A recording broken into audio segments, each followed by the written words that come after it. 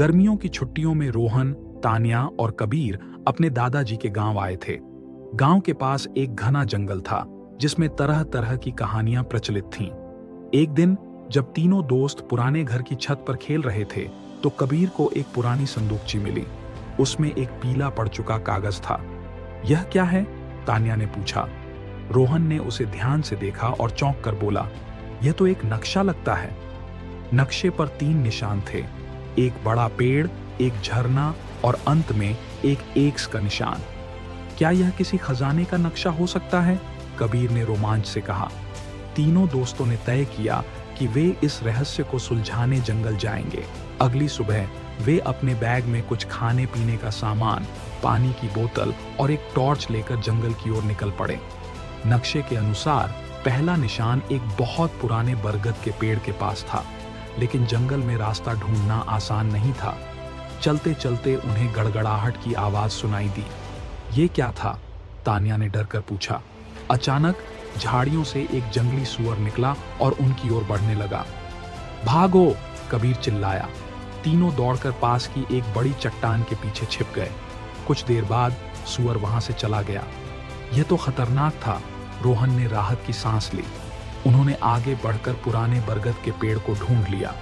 पेड़ के नीचे एक पत्थर पर अजीब से चिन्ह बने हुए थे। तान्या ने नक्शा देखा और कहा, अगला निशान झरने के पास है। कुछ देर पैदल चलने के बाद वे एक सुंदर झरने के पास पहुंचे। अब हमें यहाँ कोई संकेत ढूंढना होगा, रोहन ने कहा। कबीर ने झरने के पास की चट्टानों को ध्यान से देखा। तभी उसे एक चट्टान पर कुछ अजीब सा उकेरा हुआ दिखा। यहाँ कुछ लिखा है, तान्या ने कहा और पास जाकर मिट्टी हटाई।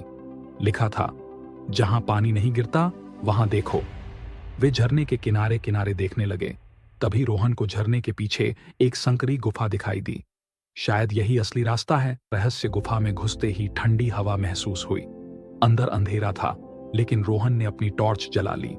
गुफा के अंदर एक पत्थर का दरवाजा था जिस पर लिखा था, अगर खजाना चाहिए तो सही दरवाजा चुनो। उन्होंने देखा कि वहां 3 दरवाजे थे, एक लाल, एक नीला और एक हरा। कौन सा दरवाजा सही होगा? तान्या ने सोचा। कबीर ने गौर से देखा और कहा, नक्शे में एक्स के पास नीले रंग का निशान बना है। हमें नीला दरवाजा खोलना चाहिए। उन्होंने जैसे ही नीला दरवाजा खोला, एक छिपा हुआ कमरा सामने आ गया। कमरे के बीचों बीच एक लकड़ी का पुराना संदूक रखा था। यह तो सच में खजाना लग रहा है, तान्या ने उत्साह से कहा। रोहन ने धीरे धीरे संदूक खोला। अंदर सोने चांदी के सिक्के, कीमती पत्थर और एक पुरानी किताब थी। किताब के पहले पन्ने पर लिखा था, जो भी इस खजाने को पाए उसे इसे अच्छाई के लिए इस्तेमाल करना चाहिए। हमें यह खजाना गांव के लिए इस्तेमाल करना चाहिए, कबीर ने कहा।